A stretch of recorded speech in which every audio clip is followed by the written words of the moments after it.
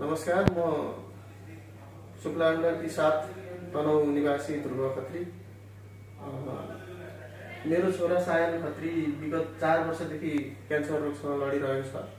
हामीले 4 वर्ष अगाडि उसलाई क्यान्सर देखिसके पछाडि कान्तिपाल अस्पताल काठमाडौँमा उपचार गराइरहेका थियौँ र उपचार सकियो। अब तपाईहरुको औषधि खुवाउनु पर्दैन, केमो लगाउनु पर्दैन भनेको 2 महिना मात्रै भएको थियो र 81 बाबु बिरामी पर्यो। अब ठीक भयो भनेको 2 महिना पछाडि बिरामी पर्यो र पोखरा हुँदै कान्तिमा ल्याएर फेरि पुनः चेक गर्दाखेरि उसको चाहिँ क्यान्सर मस्तिष्कमा ब्रेनमा क्यान्सर फैलिसकेको, ब्रेनमा पुगेको भन्ने त्यहाँको जाँचहरूले देखाए र थप जाँच गर्नलाई जटिल विषय भएपछि हामीले दिल्ली स्थित म्याक्स हस्पिटलमा लिएर आयौँ।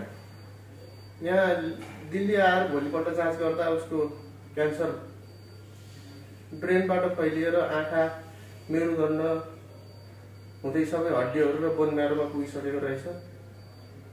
अहिले उसको क्यान्सर एकदमै आक्रामक रूपमा फैलिरहेको र त्यसलाई रोक्नुको लागि एकदमै महँगो दबाई इन्जेक्सन, जुन इन्जेक्सनलाई आज यहाँ चलाइराखिएको छ, यो 4.5 लाख पर्ने एउटा इन्जेक्सन यो तत्काल रोक्नको लागि भनेर डाक्टरहरूले चलाउनु भएको छ र यो लगातार यो 7 वटा इन्जेक्सन चलाउनु पर्ने भन्ने डाक्टरहरूको सल्लाह छ र उसलाई 4 वटा फेज गरेर केमोथेरापी, इन्टेन्स केमोथेरापी, रेडियो र टार्गेट थेरापी गरेर अन्तिम बोन म्यारो ट्रान्सप्लान्ट गर्नुपर्ने भन्ने डाक्टरहरूको चाहिँ त्यसरी चाहिँ प्रोटोकल डाक्टरहरूले तयार गर्दै हुनुहुन्छ र यो सम्पूर्ण उपचार गर्नको लागि 1.5 करोडदेखि 2 करोडसम्म लाग्ने भन्ने डाक्टरहरूको इस्टिमेट गर्नुभएको छ।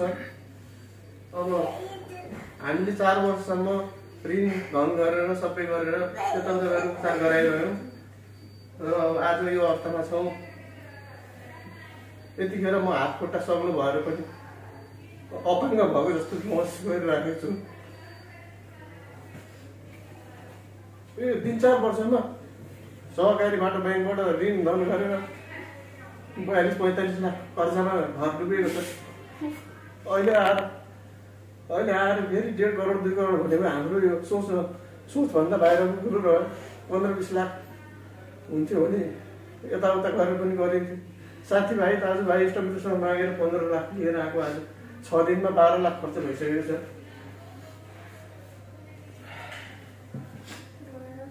अब हामी अहिले यो उपचार गर्ने कि नेपाल फर्किने भन्ने दोधारमा परिरहेका छौँ। अब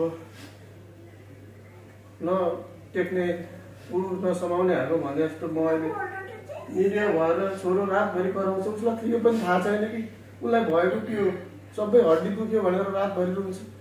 मर्फिन दिएर पेन किलर दिएर राखिराखेको छु। उसको औषधिको डोज सकिए पछाडि चिच्याउँछ। उसलाई केही थाहा छैन के भएको भनेर, मलाई के भएको, किन दुखेको यस्तो भन्छ। हामी त्यो निरीह लाचार भएर त्यो हेरेर बस्न बाहेक अरू के गर्न सकेको छैन। श्रीमती एकातिर फर्केर पनि म एकातिर फर्केर यस्तो अवस्थामा हामी छौँ। म तपाईँहरूको सामु ठुलो सहयोगको अपेक्षा गरेर आएको छु।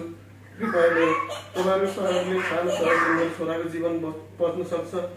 सबैले सबै आफूले सकेको सहयोग गरिदिनु होला।